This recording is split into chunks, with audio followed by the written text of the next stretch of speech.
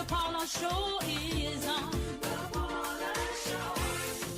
Come on, one and all. I extend an invitation to the Paula Show. Join in the conversation. Transforming behavior, recognizing our Savior, overcoming burdens, achieving dreams. Together we can succeed. It is with pleasure that we bring you season 16 of The Paula Show. Thank you for supporting us. Ladies and gentlemen, our goal is to inspire, entertain, and transform behavior. The Lord has brought us thus far, and He's promised never to leave us nor forsake us, and we believe His promises. As we did in season 1 of The Paula Show, we invited Jameel Jonathan Lee to be the first guest of the season. Similarly, tonight, he is the first guest of season 16 of The Paula Show. And we will be speaking about people, communities, and nations evolving. Yet some folks are stuck in the good old days. Is that fair? Thank you for staying with us on The Paula Show. We'll be right back after this commercial break. Don't go anyplace. An interesting discussion follows. Thank you for staying with us on The Paula Show. Remember to watch The Paula Show via CTV Channel 2 on Tuesday nights at 9, and Sundays there's a rebroadcast at 1 in the afternoon. Remember, The Paula Show inspires, entertains, and transforms behavior. It's season 16. Jameel Jonathan Lee, welcome to The Paula Show. It's almost like 3rd September 2013. Does it feel that way? Well, I mean, when you put it that way, it sounds like quite a bit of time has You've passed. grown, you've grown. I have. I was thinking about it this evening and realizing I'm not as young as I was then. But congratulations. Thank you very This much. is tremendous. This is exciting. And I feel honored to be the opening batsman once again. I think that meant that the last innings that I had, I did well. Us. A century plus. Very good, very good. So You should play for West Indies. But it is a pleasure to be back here Thank again you. tonight, and I'm looking forward to the discussion that we're about to have. Throughout the times I've been here, and we've discussed a wide array of Yes. topics, Yes. and hopefully the listeners have been edified, Yes. and we look forward to that again this evening. All right, pastor, counselor, political project officer, and my special guest to the Paula Show tonight. Now, your role in the nation has ideally positioned you to speak about, I suppose, the old days, the good old days, and this new day. As if I were part of the old days, but let's go. This should be interesting. Okay, I was almost in the old days. So I have some experiences, but I would have heard my mother and grandmother and other adults speak about the days in which a community really Right. cared for a child, and the older people in the community supervised the children in the neighborhood. Right.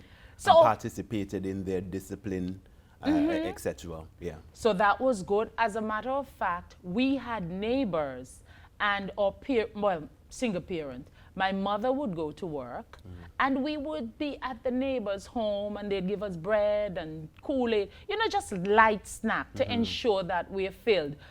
But nobody bothered us. Right. Nobody did us any harm. Those were the good old days. And you played in the streets.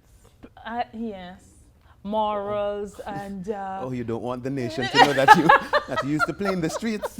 morals and hopscotch and stuff, those types Right. of games, and rabbiting. And We used to understandably- say rabbit in the cub, but now I say rabbit in the coop. Oh, well, that's how I heard it. Rabbit in the coop? Rabbit in the coop. Oh, Yes. we used to say rabbit in the coop. But of course, there wasn't as many vehicles. Well, that's true too. So it was not a hazard. So we would draw the diagram in the road, and if we hear a vehicle approaching, we'd exit the street and then we'd go right back. Right. Those were really the good old days. The matriarch at home, she would supervise the children. She would do the chores, the washing, the cooking. When we get home from school at midday, hot lunch is served. So that is something that I do not understand. What? And I've been thinking about it. What? And, I mean, an hour's lunch for me seems to fly by so quickly. I don't understand how people used to go home for lunch and get back to work on time. And I'm leaning to the position now that people did not take an hour. We did take an hour. I attended the Pilgrim School, and I would walk from the Pilgrim School. My uncle... Where was the Pilgrim School? Wasn't it in town? Yes. And you lived in Freeman's Village? Well, and you got to Freeman's Village and back to school in an hour? I left Freeman's Village in the mornings, and I returned late afternoon when I attended Pilgrim School. So my aunt attended Hill School, which was very close to Pilgrim School, and my uncle, Starchy, he attended the Antigua Grammar School, and strange enough, my aunt and I would walk down to my aunt Cynthia's home in Villa.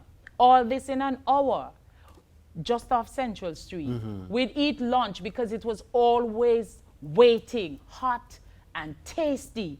And then we would freshen up and return to school on time. And he would leave grammar school and do similarly. The only thing I can say is that the scripture said in the last days he will shorten them for the elect's sake. And so I'm assuming an hour was longer. It has to be. And you must have given this a lot of thought. I have given this a lot of thought, and I cannot fathom how it was possible.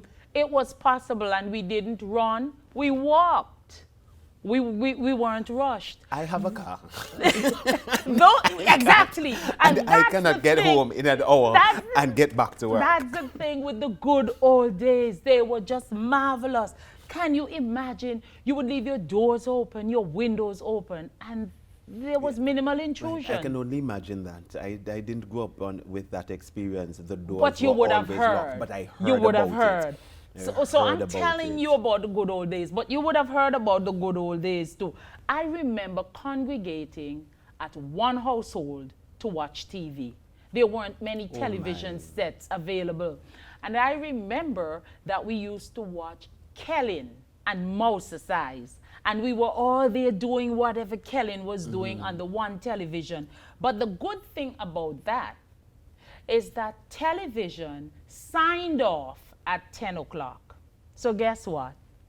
We got our full night's rest because television... What do you mean by television signed off at 10 o'clock? Meaning that the adults of the house decided No, that the station...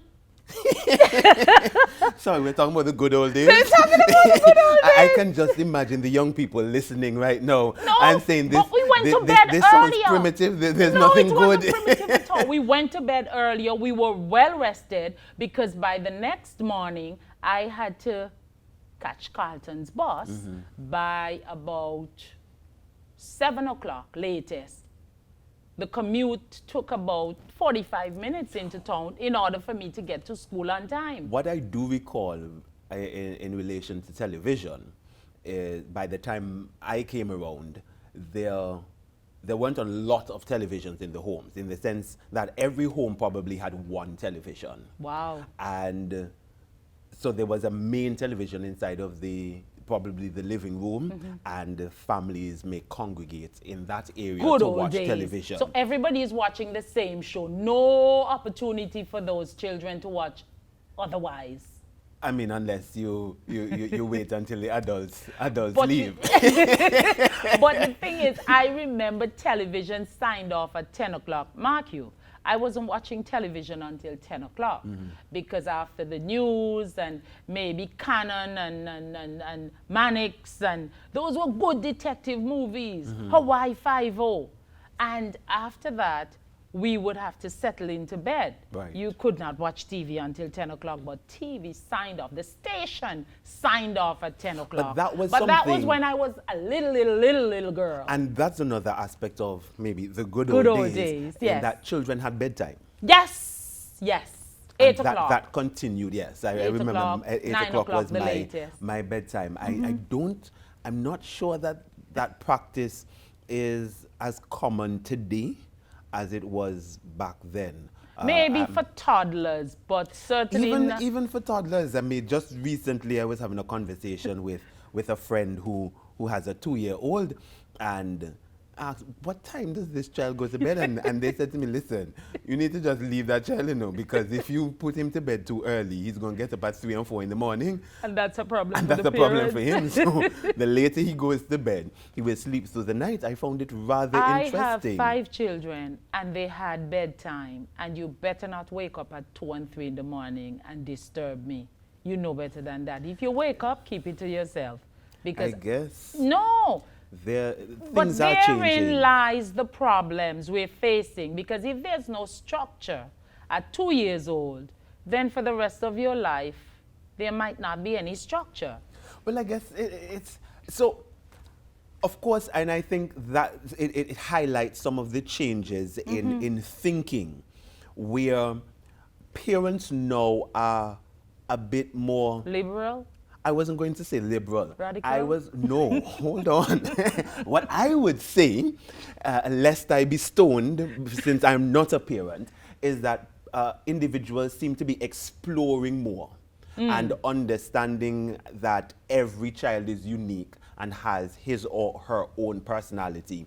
And so they're seeking to understand that, as opposed to the more rigid approach that There's some characterize. landmarks that you should not remove. And I'm not disagreeing with that. I am just saying that there is, and we have to be honest. So these parents are flexible, more flexible. Of course, Okay. parents back then were a lot more rigid, and your generation would testify to You're that. making it seem as if I was born a million years ago, No, like no, a no. What dinosaur, I my am saying, generation. no. What I'm saying is that there are ways that you parented that did not, that was not customary to what you received, because you had some I made concerns. some shift. Exactly. I shifted a bit. You had some concerns, I shifted and in some degree, you were also more educated Yes. than the generation that went before you, and all of those things More read would impact upon the decisions that you're making.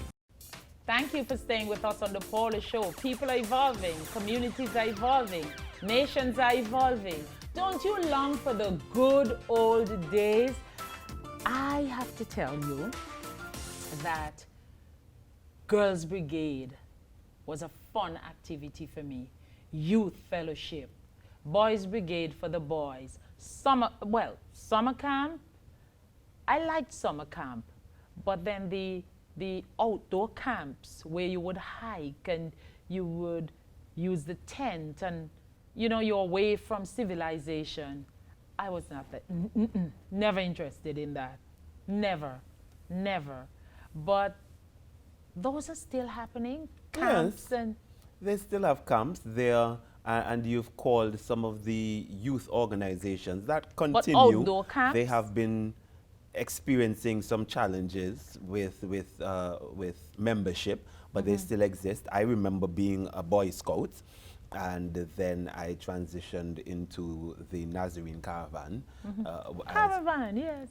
The Seventh-day Adventist Pathfinders are Very still active. very active and thriving. The Boys and Girls Brigade that you mentioned, they have made a comeback. They're doing pretty well. We saw all of those organizations at the recent National Ceremonial Parade at What's the Independence value Time. of an outdoor camp? But you learn life skills, Yeah, but survival. I guess I grew a little bit too modern. You see, you were going to go down a bougie stream. No. It has nothing to do with bougie. It just, I can't fathom not sleeping on a bed. Bougie. No. That is a bougie statement. Bougie. Listen. It was always in you. It was your No, destiny. no. No, Well, that's fine. I claim that in That's the name fine. of Jesus. That's fine. But it's a preference. Exactly. It's a preference. Everybody has their preference. But but those experiences, it taught you life skills. There are things that you learned inside of these youth organizations that allowed you couldn't get those things in school. Wasn't part of the academic track, but things that you could Mark use. you, I cooked in my neighborhood with my friends on the sticks and the big pot and all of that. But it's just out in the wild. There's something about that. We don't really have that much wild here in Antigua and Well, Barbuda that's anyway. true. You know. I'm behaving as if it's Africa, You right? understand? You know, one thing I couldn't understand in the good old days, why the child always has to be the one to greet the adults. Well, I don't know, and Let I me hear can't this. I can't say that it's just the good old days. I think there is a mindset that we have that needs to change, and obedience and rules, etc., seem to be for children. But somewhere along the line, we figure that once we become an adult, that we receive the license to do whatever it is And that say we like, whatever you and to want, say right? whatever we want. I'm sure you've heard it. There's a common phrase. You will hear people say, "Oh, me am big man, me am big woman, I can't be rude for picking it I just find that so distasteful. It is very and it is an ignorant statement. Of course, adults it's can falsehood. be rude. You can be rude. Of course. Right? If you are not exhibiting anything that is in the realm of manners and respect, then you are being rude. And there are many rude adults. But the that mindset prevails. I remember during my tenure as a secondary school teacher, it never ceased to amaze me. At times, as teachers, sometimes we would just provoke students, but do not expect them to respond. And if they respond in kind, then of course we will punish and we have discipline and Call send the them to the parents principal and and call the principal, detention. and the child is rude and whatnot. But the child was responding, and I couldn't understand if of the two individuals, who is supposed to be mature, the adult or the child? The adult. Why do we expect, however, we somehow expect that our children must display a level of maturity that as adults we figure we're not required to?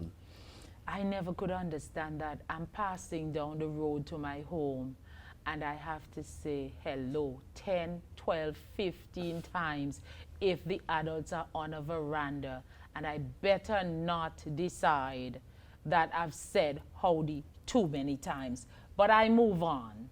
Our communities, would you agree our communities are not as cohesive as before? No, they're I not. believe that there is some value in grandparents helping to rear their grandchildren. And not only grandparents, but older people in the Yes. community, godparents. That's why we have to select godparents, carefully. And I'm wondering if it's because the grandparents are now 30s, 40s, and they have to actively engage in work, so they don't have any time to Hold help. on, sorry. Are you trying to suggest Let me that hear this. grandparents are younger today than they were before? Yes, they're in their 30s and their 40s. When I was growing up, I remember grandparents were 50s and 60s. They were older. I think the difference is that before you had a lot more domestic workers. Okay. And so matriarchs, etc., were at home, or a lot of you saw a lot of persons who were cleaners, so they may go early in the mornings to ensure that the offices were prepared, and then they would return home. Because of our society evolving and the access to higher education, more persons have moved into the white collar jobs, into corporate society, etc. And so, of course, they're working longer hours. I think that is what we are seeing, and not so much that grandparents are younger. So it's a matter of them not being available because the dynamics have changed. The dynamics have changed, and the Antigua and Barbuda, I mean, Antigua and Barbuda was much slower, a lot slower. And when I say slower, not meaning backward, but we lived at a slower pace of life. And there wasn't so much commercial activity. Right, and so with those changes, we see adults being more absent from the home, trying to keep up with the times. Oxford University, the Department of Social Policy and Intervention found that a high level of grandparental involvement increased the well-being of children and added a sense of support and security as well. Well, I can testify to that, you know. Grandparents will spoil you. They also said the value of intergenerational identity. Grandchildren have higher levels of emotional well-being and identity achievement when they're reared by their grandparents. Because these grandparents are transferring values to these young people. Right. That sometimes our parents might not even have the time to Right. transfer because they're busy Exactly. earning an income. Yeah, and so but what we're talking about there is the strength of community. Yes. Because as it stands now, persons have migrated, people travel, and so you may have individuals who don't have access to their parents, Yes. maybe because they're living in a different country.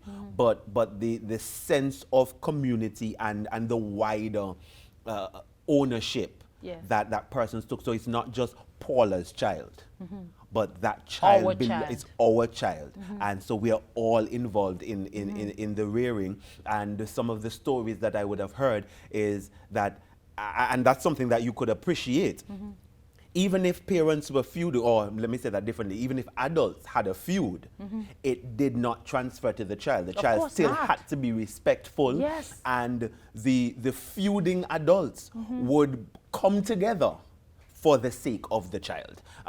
Unfortunately, we've seen that change, where, you know what, if we're not talking, you leave my child alone. It was awkward at that time, where your parents and someone else might not be in the best of relationship, and you still had to be saying hi and smiling. But at the end of the day, you came to the place where you realize, I'm a child, they're adults, they will work this situation out. It's important to be respectful. It is. When old people say, manners and behavior take you around the world, what are they saying? Manners and behavior take you around the world? Aircrafts take you around the world. Yes, because you're young, your mind has not as yet expanded. And then as I grew older, Yeah. and I came into favor Right. because of manners and behavior, I realized, this is exactly what they meant. Manners and behavior will take you around the world, not only commercial aircraft. We'll be right back on The Paula Show. Stay with us, please.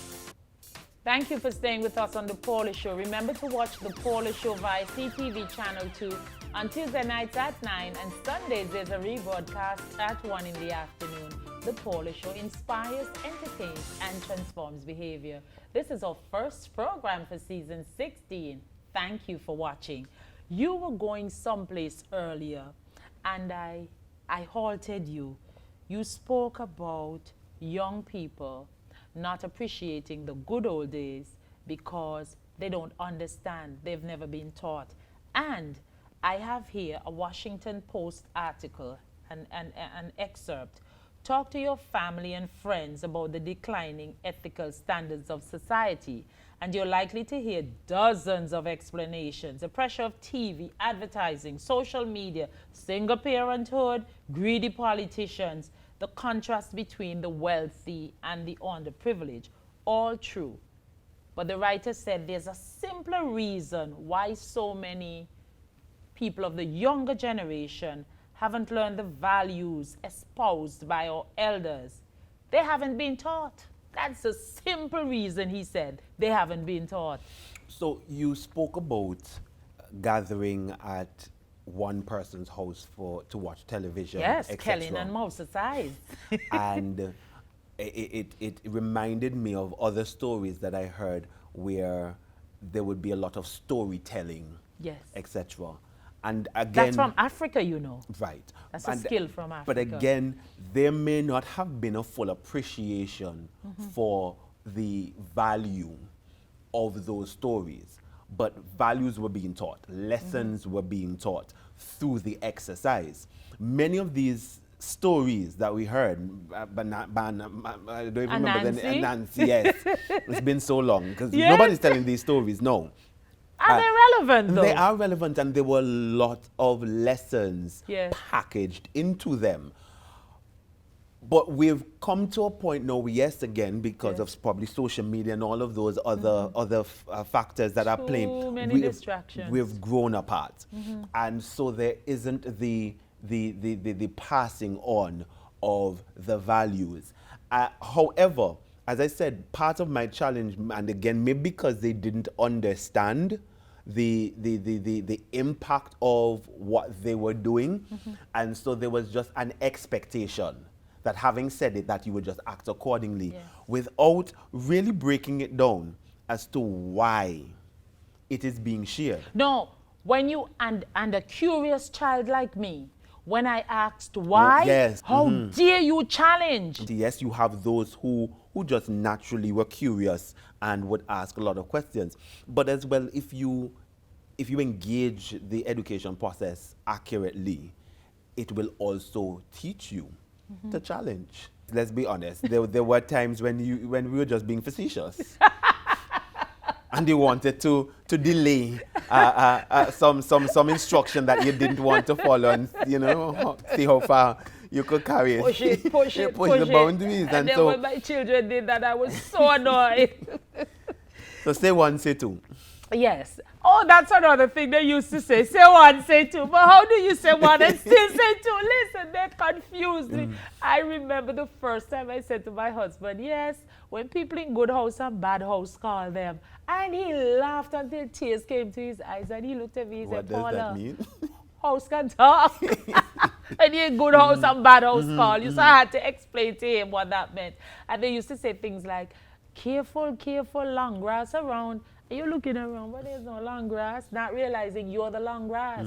So you have to, stop talking, long grass around. Listen, I am now, as I'm growing older, I have a greater appreciation for my childhood, for the good old days. They have helped to shape my character, and I'm so grateful. But maybe over the last 2 decades, I wasn't happy about the good old days because I felt that they didn't allow me to grow in the manner in which I would have wanted to grow. But sometimes when you review the past, you realize everything is according to timing. And they also saved me from destruction, especially because I was very curious. So the reality is that we would have heard the adults say the same thing, the older ones have the same experience and share the same testimony. They said that when they were children, they didn't appreciate it. But as they became older, they understood. And that is why teaching is important. You mean as an educator, teaching Not only generally? just in general. Because the article continued, they haven't been taught by the institutions, home, school, and church, traditionally responsible for direct ethical instruction, and haven't been taught by the examples of their elders. Yet much of our talk about values consists of exhortations to our children to return to where they've never been. And you were speaking about that. This is very powerful. I love Washington Post. It is very important that we exemplify the behaviors that we want to see exhibited. And that is the purpose of family. They say family is the location of primary socialization. Yeah. You learn how to exist and conduct yourself in We society. Exactly, because you're mimicking Yeah. the behaviors that you see, which is why parents Stop. no, Don't- but don't hit me too hard. it's not an intention to hit anyone. It's just the reality that the very thing that you hate, you become. Yes, that's true. And it's not something that happens consciously. Psychological. Sometimes you have to pull yourself back. To pull and- yourself Wait, back and I'm realize. my mother's child. You know, I Oh thought. my God, I'm yeah, my father. Yeah, I thought, oh my gosh, I would I'm my never do mother's that. child. I hated when she did that to me, and now I'm doing it to my children. So But the reality is, you saw it so often that it registered. it became habit. And so I had to stop myself and say, no, I don't mind being my mother in certain instances, but change must come. And then Yes. when I read a book like Who Moved My Cheese by Spencer Johnson, I recognized that change was definitely important.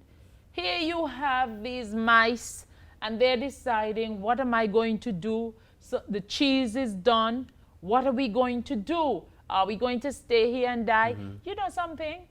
A lot of these books, the information, directly or indirectly, is extracted from the Holy Bible. It is. Many That of them reminds are. me of the 4 lepers outside of the city Okay, of yes. Samaria. Yeah. Do we stay here and die, or do we do something? No, but many of them are actually believers, and it's part of, I guess, the evangelistic strategy Yes. without being overt with it. Overt, And so if you are one who's familiar with the scriptures, you'll pick it up. That they might not give you the reference as maybe in a Sunday morning Yes, sermon, yes, yes. but you'll realize that but what that suggests to us is and this is a personal position that I have taken. I think that the scriptures is an excellent guide to shape and develop your life I and concur. a code to live by. Yes. It is very important, however, that we not just exhort, as the writer was Yes, suggesting, yes. but that we live Live by it. example. One of the things that I have been saying, those who are around me now in my circle, they can tell you, I say it all the time, almost every week, I say it all the time. Leadership is not by command. Leadership is by example. Yes. You demonstrate the behaviors and the lifestyle that you want others to live, and those who are connected to you, they will follow you. Automatically. Every parent is a leader. You have a life that is watching you, and I mean, of course, in their formative years, they might not really tell you that they're watching you, Oh, and they well, might you say, know. I can't stand my mother and whatnot. Well, mine told me. But the truth is, Yes. as they get older, you see yourself in them, and they see themselves in you. Coming out of Who Stole My Cheese, anticipate and prepare for change, overcome fears, envision success, and enjoy change. By depicting simple, memorable characters and scenarios, this book gives us a framework for responding to change successfully. We're going to speak about responding to change successfully in the upcoming segment, but I want to give Best of Books a plug. Get the book, Who Moved My Cheese by Spencer Johnson. Excellent reading. Thank you for staying with us on The Paula Show. We'll be right back after this commercial break. There's so many changes in the world. It's overwhelming people. Telemedicine. I mean, your doctor, you don't even have to visit the doctor anymore. It's done via digital platform. So there's a lot of remote Yes. engagement that's taking place. You no longer have to travel to a meeting. You go online and everyone is there and all the materials are there. You You may not have to go to church. Well, I'm coming to that, but I'm staying with telemedicine because the thing is, there's some services that can be offered via, digital platforms, but the face-to-face is still important because there's no way I can do a pap smear and a mammogram via telemedicine. But I don't I'm know just that saying. and I agree. I don't know that we are heading to a place where there will be no contact whatsoever. I mean, Some people are concerned about that, the changes, the rapid changes. and so we have to find that place of balance. Balance, yes. We must find that place of balance. In some cases, we can do things better, and we can make our processes more convenient. Send the list to the grocery store, send it to Epicurean, let them pack the grocery and send it to me. If that's your thing, I prefer to Socialize in the grocery No, store? no. I don't socialize in the grocery store, but I would prefer to. I just like the experience of walking through the aisles. Selecting your items. Selecting my own items. Reading and whatnot. Okay. But and that's the thing. People vary. People are different.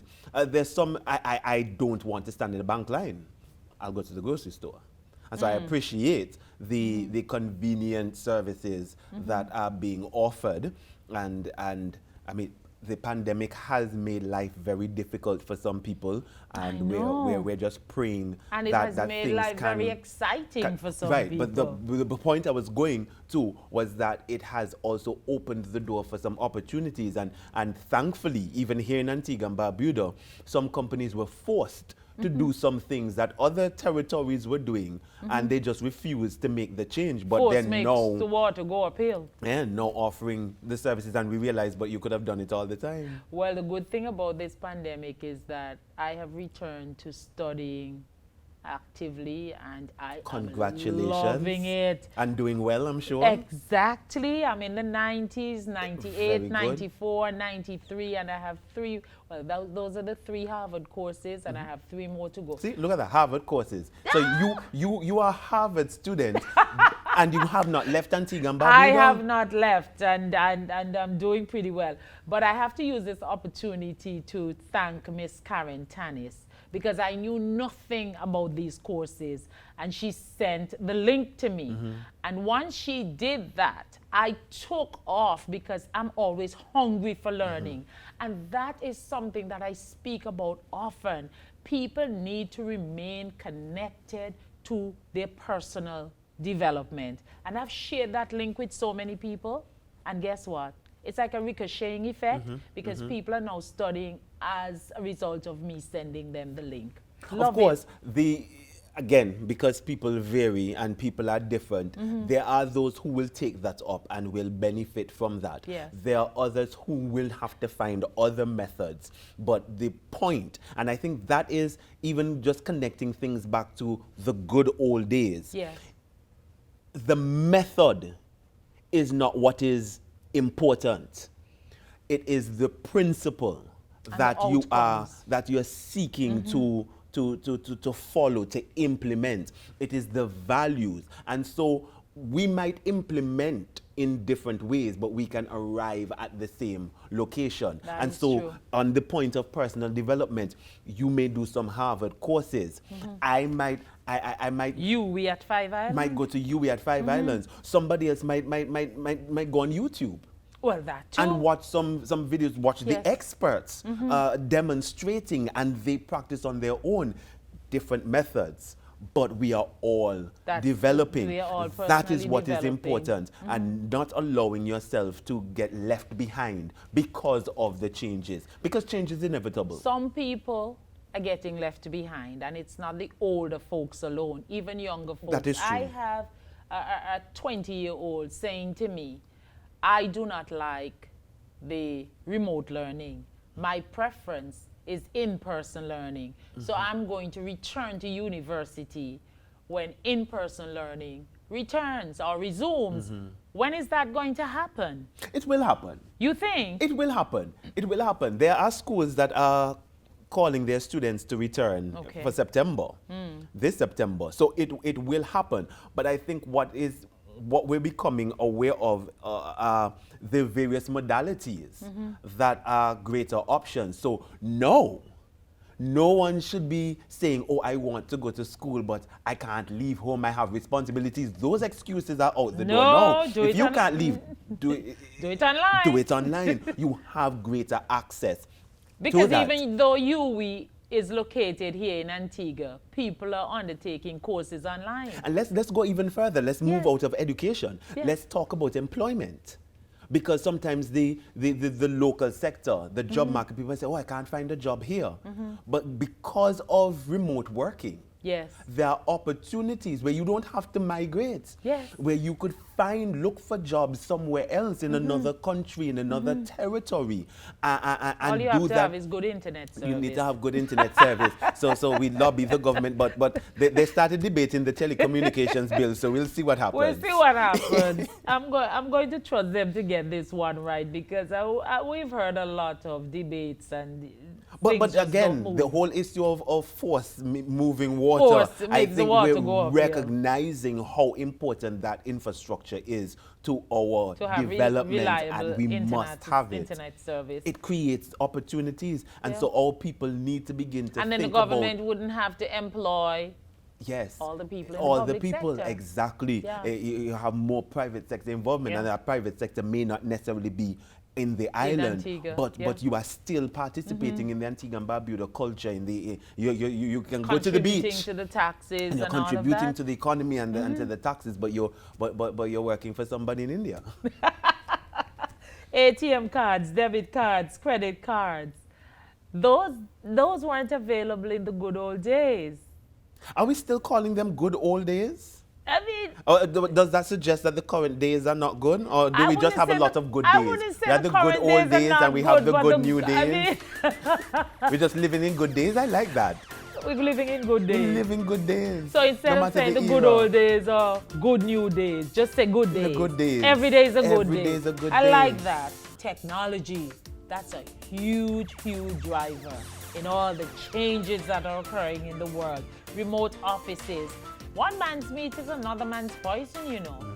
Because with these remote working opportunities, there isn't the same demand for office space. And so the real estate agents, they are getting really hammered. Think about other means for use of the building. So it might not be an office space, but what else can you do with it? You have the space. Real estate doesn't have to just mean putting up a building. We need parks. We need green space. Yes. Environmentally awareness. So when you were in real estate before, it was just okay to put up a building. Think about something else. You can still be in real estate because some things won't change. Again, the principles, the needs, they will remain constant. But how those needs get met will change over time, and one's ability to remain relevant, one's ability to move with the tide is what's going to determine. But the thing is, whether they were relevant 10 years ago when they constructed these buildings. Nobody expected a pandemic. So what happens is that each time we experience a particular situation, it should cause us to become wiser. Look at the food industry, Uber Eats. I was in New York the other day, and the young people, Uber Eats, pop, pop, pop. So you're going to in New York the other day, and we celebrate them. But right here we have quick serve and so forth. Let's promote our local businesses. Nothing is wrong in you. Yeah, and I have to speak about what I know, because so you know about New York and you don't know about what's happening here, Paula. No, but the thing is, remember here, I cook. In New York, when you go to New York, you don't cook? In New York, I also cooked. But the young people, there are times when this is because they're accustomed to this type of arrangement. So they made you aware. So mom was there cooking. Let me, as the youth on this set, make you aware that in Antigua we have quick serve. And I'm shown the app, and mom, choose what you want. And you can touch and choose and we have those mix options and here, match. Honey. We have those options here. Okay. Yes. I have never had to. You make an order and they will go and collect it and they'll bring it for you. When I'm here, I cook. But when I'm abroad, you know, Well, we're cut getting some there. slack. Antigua and Barbuda is evolving. I'm happy to say. And we are embracing the changes. We are embracing the change. Okay, so we have Zoom platforms, Microsoft Teams, and other platforms that churches are now using for Bible study, Facebook Live for Sunday morning service. I'm loving it. I'm loving it. Yeah, you don't have to rush and get ready and Look. battle traffic. And I mean, 9 o'clock you service. can watch and church in your pajamas. No, I don't support that. So I'm just saying you can. You can, but I'm not saying that I do. I don't support Do that. you dress up for church at home? I dress. I prepare myself. Even though you're not being seen? Oh, well, we use our cameras. Okay. No, Right? I'm not talking about pajamas to be seen. Come on. We use our cameras. The thought is limit the distractions as much as possible because it is very easy to become distracted at home. So it's you know? compulsory? Use No, your but- camera? Well, for us it is. At Yeah? Precision Center? Yes, right? But Oh. again, because of the level of distraction, you know, the services don't come. We do it all the time, especially And we have people- meetings that you're cooking and you're washing and you're doing all kind of things. What? But you can't, you're not fully engaged. I have a child who's at school online and he's walking around the house with his speaker. So he goes to the bathroom, he goes to the kitchen, he does everything. He has his speaker because he says from time to time the professor will call the name. Paula, so what? This is the case. Can you explain? So he has to move around with his speaker just in case they call him because should they call and he You need doesn't to be able to respond. that's a problem. Yeah. Yes? Yeah. And so, of course, that's not happening in the church setting. And so it's The pastor sometimes I mean, maybe call if it's a names. Bible study. Yes, if it's a Bible study. But some of the other activities that may be happening, that's not, that level of engagement may Yes. not be possible. And so it is tempting Yes. to be distracted. And so as That a is means true. to help you to remain focused, yes. yeah, we say, listen, just prepare nevertheless. A year But ago, things are changing. things we are changing. Evolving. We are evolving, and I'm loving it. What has also made it possible is that you're not even limited to your geographical space. Well, that you is can true too. participate in conferences and in services and People from meetings Africa, Australia, all over the globe. world. Yes. Yeah? So we have the opportunity to be greater connected. And it's less costly. It is less because no costly. longer you have to pay for the first class flights and the accommodation and everything. So you And know the food.